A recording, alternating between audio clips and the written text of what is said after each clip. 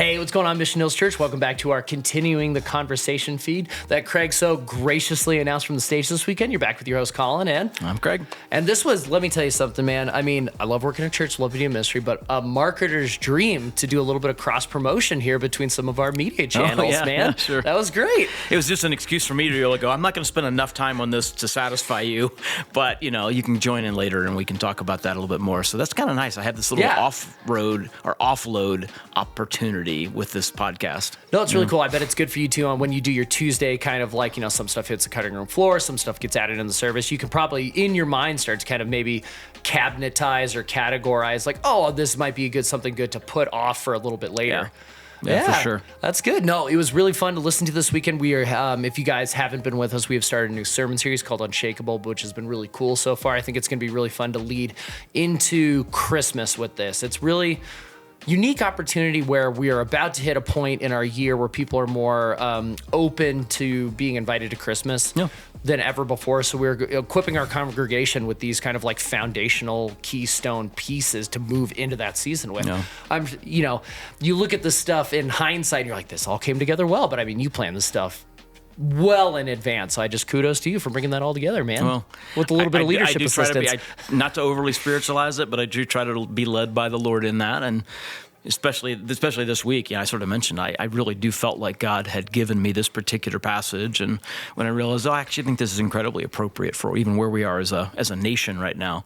I'm always grateful that we do have the Holy Spirit who can do things for us or have us do things that we had no idea that was going to be the right way to do it. So, yeah. No, it's cool too with this kind of like imagery between, you being given a message, Moses being given the tablets here. I mean, it's a cool lead. But I'm not like Moses, let's be very clear. No, it's cool imagery here thing where both is being receptive to what is, kind of being handed down. I want to start off with you a little bit where you had mentioned in the message where they make an idol out of this, they make this golden calf idol. Let's start just real basic here for those of us that did not go to seminary a little bit. Can you just like help walk us through what an idol is? Yeah, it's actually a surprisingly complex conversation, especially when you come from the perspective of what we do with it in the modern world. Mm-hmm. So, we would say that an idol it's anything that you worship other than God, and that's not wrong. It's certainly true. And so, in the modern world, we'll often go, money is an idol, or fame is an idol, or power is an idol, in the sense that we're worshiping them. And I think, again, there's truth to that. Like we said, worship is really about whatever we're trusting to make a way, right? To make a way from where we are to where we want to be, or, out of this and into this, that kind of a thing. All that's true. There is a little bit, there's another layer to idolatry that we don't often get into in the church. And it has a surprisingly deep current to it. Once you start to touch it, you're like, oh, this is very powerful. So in the ancient world, they would not have said that that power is an idol. They would not have said that money is an idol. They would not have said that fame is an idol. And the reason is because an idol was always a physical thing. And it was a physical thing that represented a non-physical thing. It was always a physical shape of some kind. It might have been shaped like, I think like Vishnu with all the different arms. Right. Well, they didn't think Vishnu actually had that many arms because they didn't think Vishnu was a physical being, but the arms sort of symbolically represented like wide reach and power and that kind of a thing. And so the idols represent something that is spiritually or philosophically true, but in a physical way, because we live in a physical world. And so an idol was always a physical thing.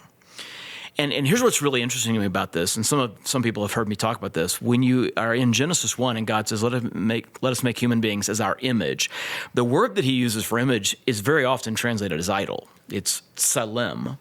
And then he goes image and likeness is demote, and tselem and demote both are often used for idols because there are both words for a physical thing that represents a non-physical thing. So what God essentially said, this sounds very strange, is let us make humankind as our idols. And like we don't translate that way because we'd be like, well, what on earth do I do with that? Feels like weird, I don't have any mental cap. But what he was saying was, I'm spiritual. I mean, it's Jesus in John 4. The Father is spirit, and so we worship him in spirit and truth. It's not about this location or that location because God's not physical. So God is spiritual, but he's created a physical world, and so what you would expect is when a king is not physically present in an area, that he would have something that would represent him and remind the people of that place that there is this king. And often that would actually take the form of a statue of some kind. And they called that thing a tselem or a demote. And it wasn't necessarily that they said it's his exact representation in the sense that, oh, it looks exactly like, I mean, because he's not made out of bronze, right? Or, or maybe the artist was really good and nailed his face, but not so much his arms. And they're like, yeah, it doesn't look exactly like him, but it still functions to represent him and to remind us. And so it almost becomes a manifestation of his power and his presence when he's not physically proximate, if that makes sense. And so that's what a tselem or a demo was. It's what an idol was. It was a physical thing that represented the presence and the power. And they thought then the spirits would, when I'm talking about non-Christian or non-Jewish idols, they thought that the spirits would manifest their presence through those things. And so it's actually very, very interesting that God says, let's make human beings as our tselem or demote. Let's make a physical thing to represent me and to manifest my presence and my power and my purpose in this physical location, this creation that I've made. So actually, understanding idols really is crucial to understanding what it means to be human. Now, obviously, an idol is a bad thing for Christians to make for two reasons. Number one, because we often make them, or in the ancient world at least, they would make them of things that weren't gods. They weren't worthy of their worship. I mean, it's of Athena or Apollo or Vishnu or whatever, right? Okay, that's a problem with idols. But the other problem was God actually said, I've already done it. I've already made a physical thing to represent me and manifest me. That's human beings. And so there's this dual nature to why idols are wrong, but it doesn't emerge often because we think of idols as, well, yeah, there are these statues that people worshiped. Well, they didn't actually worship the statues. They worshiped the gods they thought were represented by the statues and whose presence was supposed to be manifested through the statues. So the objects became sacred because of what they represented and because they thought they were sort of conduits for the power and the presence of these spirits. So yeah, idolatry was always physical, but it represented the spiritual. And we've kind of changed the language now. And so idols are just anything you worship except God. Yeah, it's actually a little more complex than that. That's really interesting. That's a lot. No, that was great. When do you think that representation changed? Because I feel like probably back then, you have a lot of older religions that are kind of, manifesting themselves at the same time. So you get a lot of this like Vishnu and Apollo and all these different things. But, now I think the understanding of, those types of gods that were represented back then in Greek and Roman, and stuff like that, I feel like that's kind of been pulled out of the culture a little bit. And, we've kind of replaced it with these, as you expressed, more of the, money and time or whatever it is. When do you think that shifted in culture? Yeah, it's an interesting question, Colin. I think it probably...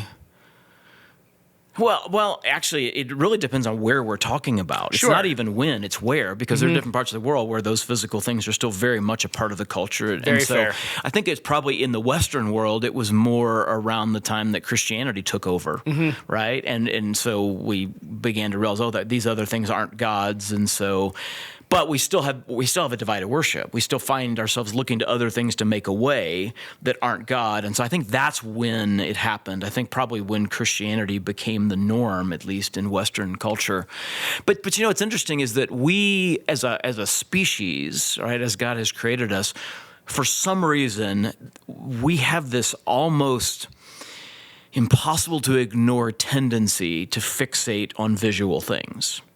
And I know we could talk about why that is. I don't know that I have a really good answer, so don't even ask that question. But it's a different conversation. But you see it even in what we'd call religious iconography. And by the way, some people go, well, that's about icons. Well, the Greek word icon is actually how they translate Genesis 1:28. Let's make mankind in our icon. So icons, idols, very, very similar. But as Christians, we tend to do it too, right? I mean, and so, you've got within Catholicism, there's particular images that get venerated, and you get it in the Eastern Orthodox Church. Of course, evangelicals are like, we don't do that. Sometimes we do that with the cross itself. And It's not that we think that the cross has magic, well, unless vampires are involved, in which case the cross does seem to have supernatural powers, right? Like two sticks like this, not a problem for vampires, but like together. that, whew, they, as long as you don't invite them in, you're perfectly as long as you safe. don't invite them in, right? But like, I mean, we've had conflicts in churches. I mean, we've had it here in Mission Hills about, do you display a particular cross or not? And if you don't, like, what's wrong? And like, okay, at a certain level, we're starting to venerate a shape. We're starting to venerate a physical object. Maybe, at least it feels like, almost as much as what that thing represents. And that's my point, is not that crosses are bad or the crosses are good, but simply that there's something in the human person that is attracted to visual representation. We don't do well with the truly abstract.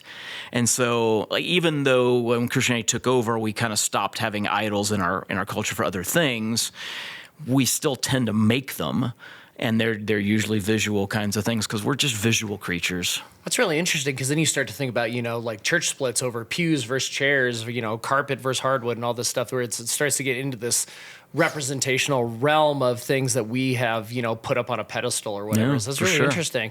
And it's funny to look, it's always reassuring to me when we're going through, Old Testament stories, and you're like, man, this is still as prevalent today as it ever has been. It's, these stories of, our divided attention amongst visual representations of things. It just looks different in today's culture.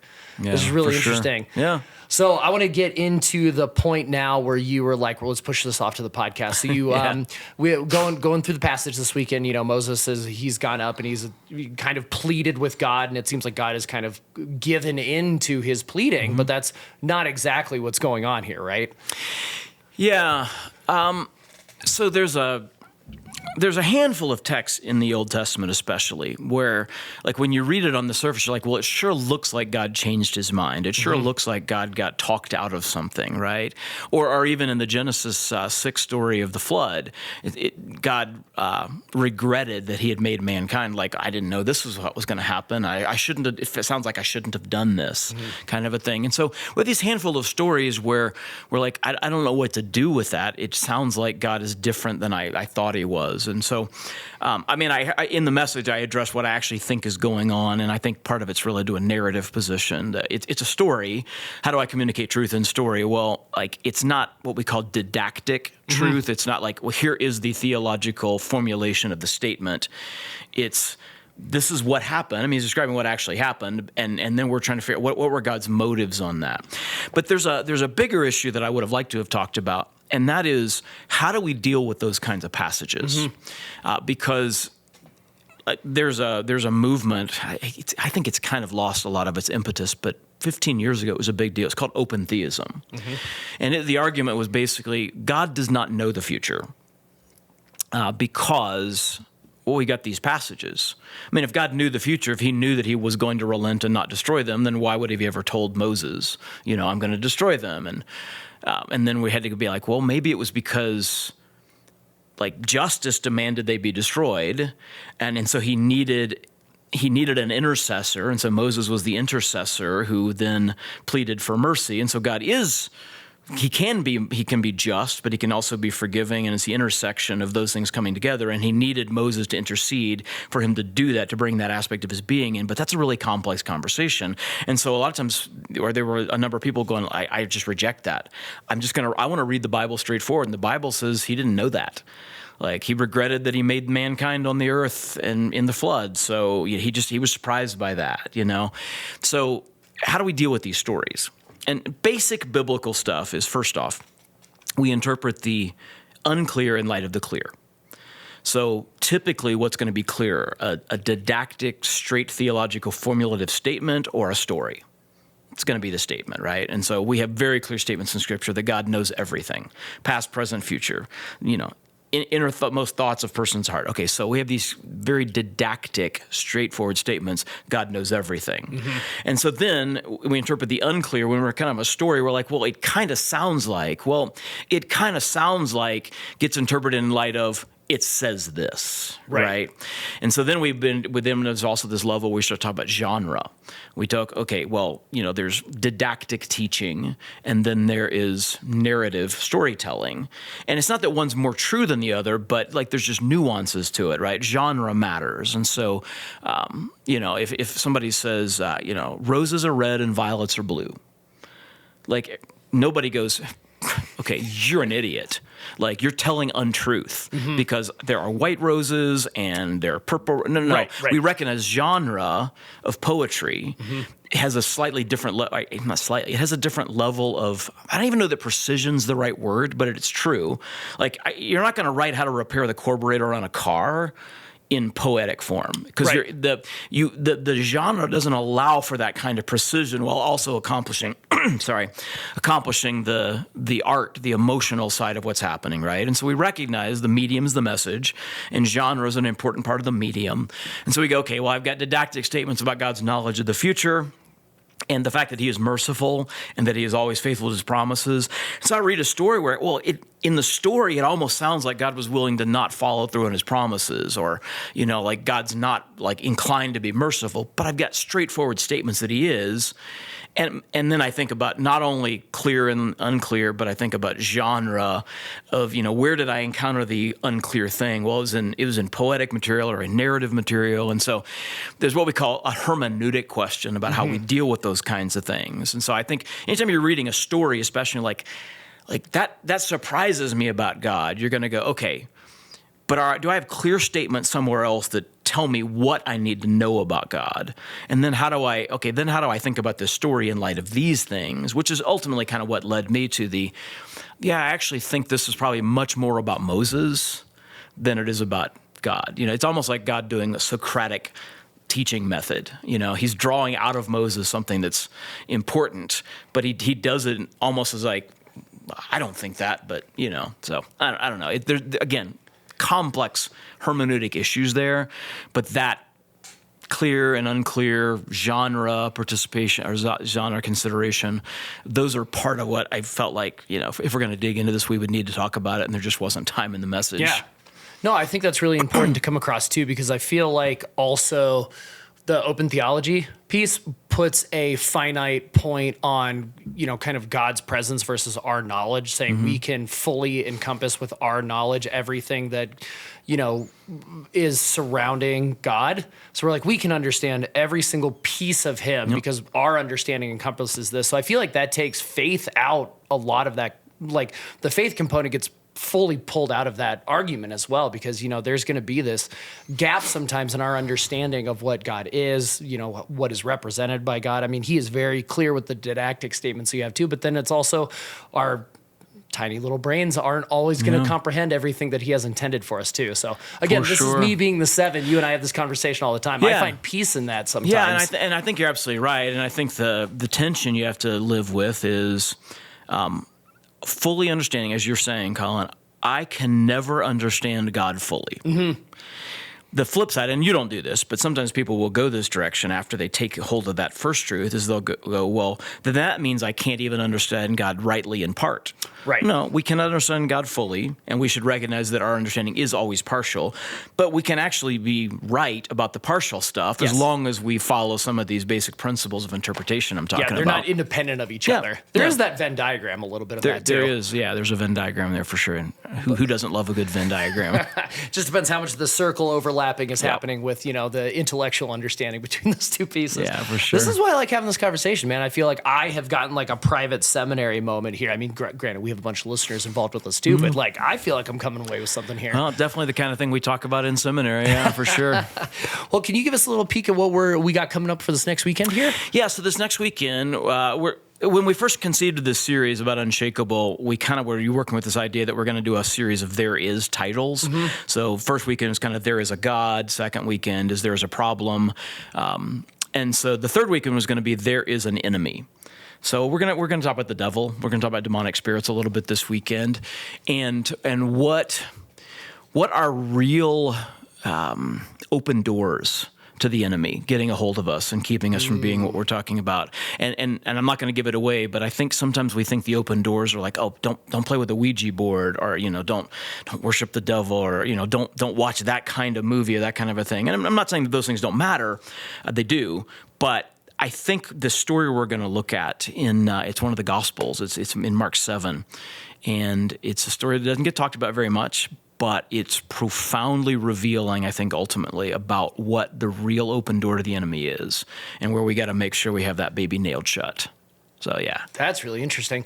I would also encourage anybody that is interested in what this series is kind of representing. We did one, I can't remember if it was a year or two ago, that kind of is a two-hander with this one, the What Matters Most series, where we went through 5 weeks of kind of the core pillars of Christianity. So if you guys are interested in more of this sort of a topic, head over to our missionhills.org/messages page.